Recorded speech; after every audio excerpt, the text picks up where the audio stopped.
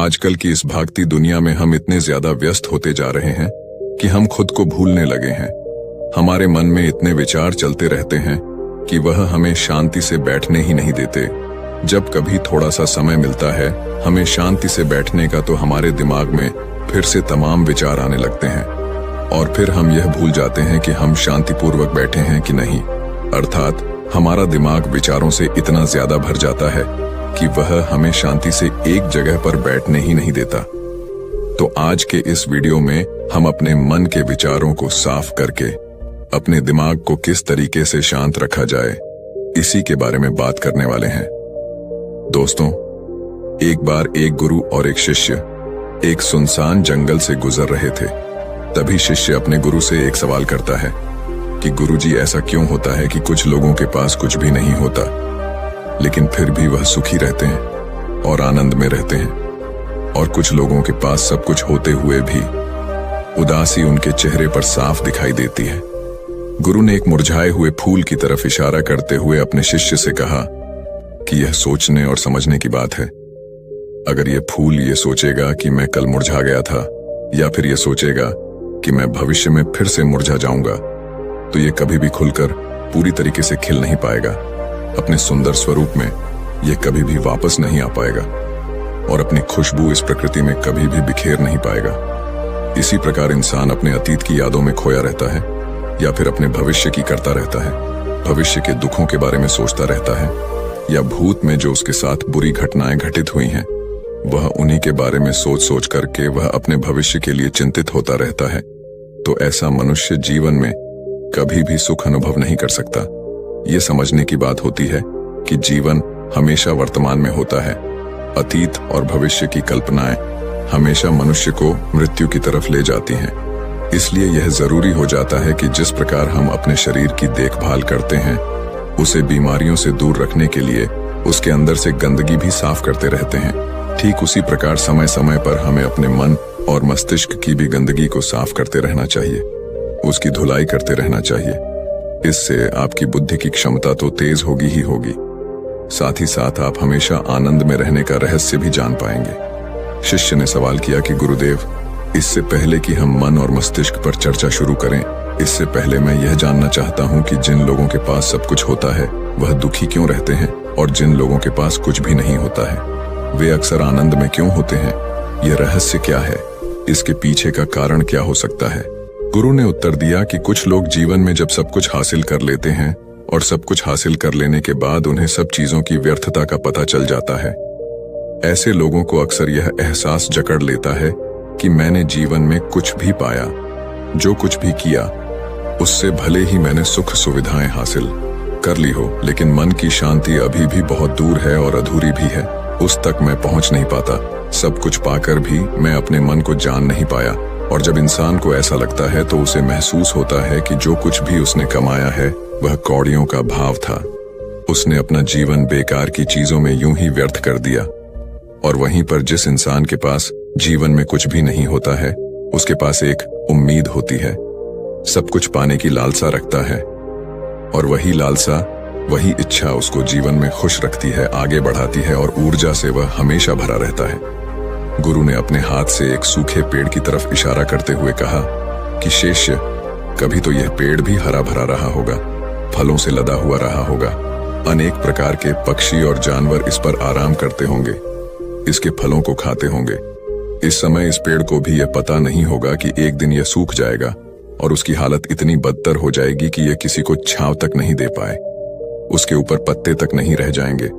उसी प्रकार मनुष्य अपने जीवन की दौड़ में यह भूल जाता है कि जिस दौड़ में वह सबसे आगे निकलने की कोशिश कर रहा है, उसका अंतिम चरण तो मृत्यु ही है। काश वो कभी इस दौड़ से अलग हटकर यह देख पाए कि इसका अंतिम चरण उसे कहां तक पहुंचाएगा। जिस दौड़ को वह सबसे आगे निकलकर जीतने के ख्वाब देख रहा है, उसका वास्तव में अंतिम चरण मृत्यु ही है। काश वह कभी जीवन में भी हो जाता है कि उन घटनाओं को हम किसी भी तरह अपने मन की दौड़ में ठहराकर यह देख पाए कि उसका चरण क्या है और उसका परिणाम क्या होने वाला है। वो तो बहुत कुछ इकट्ठा करने में लगा हुआ है, एक दिन वह सब यहीं का यही रह जाएगा। इकट्ठा करते करते एक दिन उसका शरीर मृत्यु को प्राप्त हो जाएगा और फिर उसका शरीर आग में जलकर राख हो जाएगा। लेकिन उसके द्वारा बनाई हुई चीज सब यहीं की यहीं पड़ी रह जाएगी। लेकिन इंसान चीजों को इकट्ठा करते करते अपनी जिंदगी को जीना भूल जाता है। वह कभी ठीक से खुलकर हंस भी नहीं पाता, बस इकट्ठा करने में लगा रहता है। और इकट्ठा करते करते वह अपने सब सुख, चैन, खुशी सब कुछ खो देता है। ऐसा भी हो सकता है कि वह ऐसे कार्यों की तरफ आगे बढ़ सकता है जो उसके जीवन में आनंद पैदा करता हो, जो उसके जीवन को एक नई दिशा दे। गुरु ने कहा कि एक योगी ही होता है जो जीवन की दौड़ में ठहर जाता है, जो यह समझ लेता है कि जीवन का अंतिम चरण तो मृत्यु ही है। इसीलिए वह जीवन में सुख सुविधाएं हासिल करने की बजाय खुद के मन और मस्तिष्क को एक नए आनंद की तरफ ले जाने का प्रयास शुरू कर देता है। शिष्य ने सवाल किया कि गुरुदेव, क्या एक गृहस्थ जीवन में जीने वाला मनुष्य उस आनंद की प्राप्ति नहीं कर सकता? और अगर कर सकता है तो किस प्रकार शुरुआत उसे करनी चाहिए? गुरु ने कहा कि बिल्कुल कर सकता है। गुरु ने उत्तेजित होकर उत्तर दिया कि अगर सभी मनुष्य उस आनंद की प्राप्ति के लिए योगी बनने का निश्चय कर लें तो इससे तो प्रकृति का चलन ही रुक जाएगा। उसकी जो व्यवस्था है वह बिगड़ने लगेगी। एक सच्चा योगी अपने जीवन में खोज करता है और खोज करने के बाद वह गृहस्थ जीवन में किस प्रकार आनंद को प्राप्त किया जा सकता है वह तरीके सभी को बताता है, ताकि मनुष्य अपने गृहस्थ जीवन का पालन करते हुए उस आनंद की प्राप्ति भी कर सके। गुरु ने उस युवक को संबोधित करते हुए उत्तर दिया कि मैंने अपने जीवन में जो खोज की है उसके अनुसार मनुष्य को समय समय पर अपने मन और मस्तिष्क की सफाई करते रहना चाहिए। मनुष्य अपने शरीर पर तो ध्यान दे देता है, लेकिन अपने मन और मस्तिष्क को वह भूल जाता है। उस पर कभी वह ध्यान ही नहीं देता और उसी वजह से मन और मस्तिष्क उसके बूढ़े होते चले जाते हैं। उसमें जवानी रह ही नहीं जाती, और जब उनमें जवानी नहीं रह जाती तो वे नयापन और ताजगी नहीं रह जाती, जिसकी वजह से एक इंसान उदासी से भर जाता है। मन और मस्तिष्क की गंदगी क्या होती है, पहले मैं तुम्हें यह बताता हूं। हर मनुष्य के जीवन में कुछ ऐसी घटनाएं घटती हैं जिनका उसके मन और मस्तिष्क पर बहुत ही गहरा असर डालती है।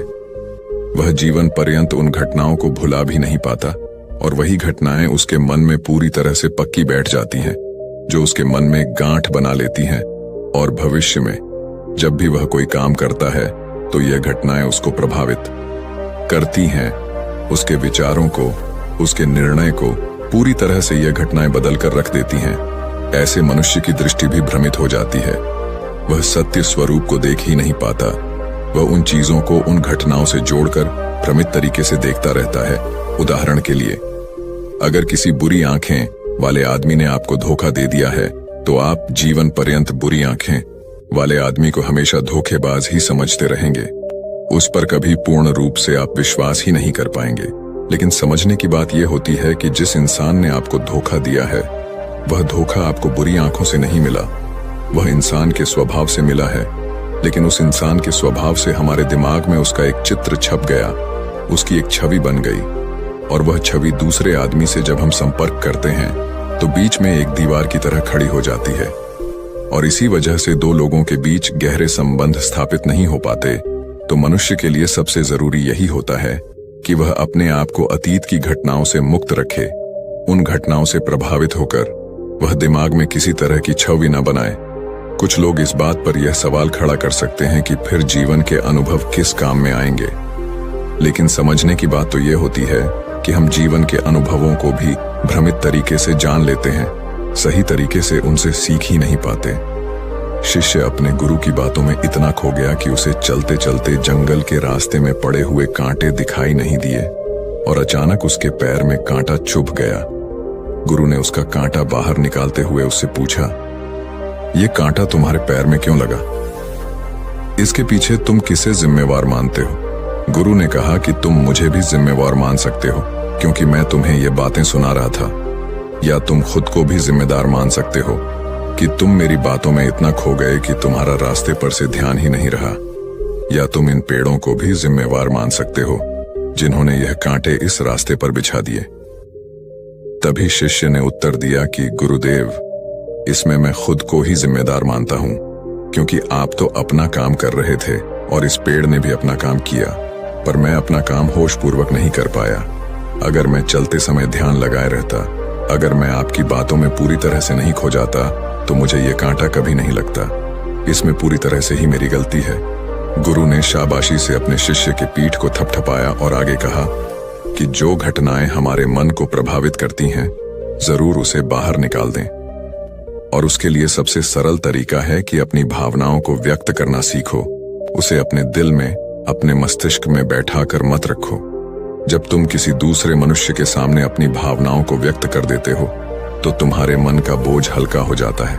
कुछ लोगों का स्वभाव ऐसा होता है कि वह अपने मन की बात किसी को नहीं बताते। ऐसे लोग अक्सर अंदर ही अंदर दुखी होते रहते हैं, लेकिन वह अपने मन की बात किसी दूसरे आदमी को कभी नहीं बताते। उसके कुछ उल्टे ऐसे लोग भी होते हैं जो अपने मन में किसी भी बात को रख नहीं पाते। उनके साथ कुछ भी अच्छा या बुरा होता है, वह अपने मन की बात, अपने भावनाओं की बात दूसरों के सामने व्यक्त कर देते हैं। और तुमने खुद महसूस किया होगा कि जो लोग अपने मन की भावनाओं को व्यक्त कर देते हैं वह जीवन में ज्यादा आनंदित रहते हैं। कभी भी प्राकृतिक रूप से आए हुए भावनाओं को नहीं रोकना चाहिए। यह हमें किसी भी भावना को दबाना नहीं चाहिए। अगर हम किसी भी भावना को रोकने की कोशिश करते हैं तो वे हमें अंदर ही अंदर खाने लग जाती हैं। गुरु ने आगे कहा कि शिष्य, अगर तुम्हारा मन किसी बुरी घटना पर रोने को हो रहा है तो चीख चीख कर रो लो, अपने आप को रोको मत। उस भावना को पूरी तरह से बाहर आने दो। अगर किसी दूसरी घटना पर तुम्हारा मन खुश होने का, आनंदित होने का हो रहा है तो पूरी तरह से नाचो, गाओ, जिससे कि तुम उस भावना को बाहर निकाल सको। और जब वे भावनाएं अपनी पूरी गति के साथ बाहर आ जाती हैं तो तुम्हारा मन उन घटनाओं को पीछे छोड़ देता है, अर्थात तुम्हारा मन धीरे धीरे हल्का होने लगता है। गुरु ने शिष्य को समझाते हुए बताया कि जिस प्रकार तेज रफ्तार से चलता हुआ पानी अपने वेग से आने वाली सभी बाधाओं को तोड़ देता है, और अगर हम अपनी भावनाओं को बहने दिए तो वह उन सभी बाधाओं को तोड़ देगा, और उस बात को तोड़ने के बाद उसका कचरा उसके मन से निकल जाएगा और उसका दूषित मन भी साफ हो जाएगा। उसके अंदर की गंदगी भी दूर हो जाएगी। अक्सर मनुष्य अपने मन में किसी घटना को दबाकर इसलिए रखता है कि वह सोचता है कि अगर सामने वाले को इस घटना के बारे में पता चल जाएगा तो वह क्या सोचेगा। इसी विचार से वह अंदर ही अंदर खुद दुखी होता रहता है और अपनी भावनाओं को दबाता रहता है, लेकिन सामने वाले को वह कुछ भी नहीं बताता। लेकिन अगर वह हिम्मत करके शुरुआत कर सकता है, अपने अंदर की बात अपने किसी करीबी मित्र को बता दे, तो उसका पूरा जीवन परिवर्तित हो सकता है। उसका जीवन सुखमय बन सकता है। एक बार अगर उसके दिमाग में यह आदत बन गई तो जीवन भर अपनी भावनाओं को दूसरों के सामने व्यक्त करने से कभी नहीं हिचकिचाएगा। हम अपने जीवन में इस आदत को 21 दिनों में पैदा कर सकते हैं। 21 दिनों तक अगर सही तरीके से हम अभ्यास करें तो हमारा दिमाग पूरी तरह से भावनाओं से मुक्त हो सकता है। यह 21 दिनों का अभ्यास इस प्रकार है। 21 दिनों तक सबसे पहली बात जो आपको याद रखनी है कि अपने मन में किसी भी बात को दबाकर नहीं रखना है। अगर हम किसी मनुष्य के बारे में अच्छा सोचते हैं तो हम उसे करें, अगर बुरा भी सोचते हैं तो भी उसे व्यक्त करें। परिणाम भूल जाएं कि परिणाम क्या होंगे। सिर्फ अपने दिमाग की धुलाई करने पर विश्वास रखें। इससे आपके दिमाग में एक अद्भुत साहस पैदा होगा। गुरु ने आगे कहा कि शिष्य, जब आप किसी मनुष्य के बारे में वह सब बता पाएंगे जो आप उसके बारे में सोचते हैं, तो आप खुद सोचिए कि आपका खुद के ऊपर कितना विश्वास बढ़ जाएगा। आपके मन के सारे दोष खत्म हो जाएंगे। हो सकता है कि इसमें आपको चुनौतियों का सामना करना पड़े, लेकिन जहां चुनौतियां नहीं होती हैं वहीं कुछ अभ्यास भी नहीं होता है। अभ्यास हमेशा चुनौतियों से भरा होना चाहिए। इससे आप सत्य वचन बोलने का अभ्यास भी कर पाएंगे। अक्सर हम दूसरों को प्रभावित करने के लिए वह सब बोलते रहते हैं जो उन्हें अच्छा लगता हो, लेकिन वह नहीं बोलते जो हम उनके बारे में सचमुच सोचते हैं।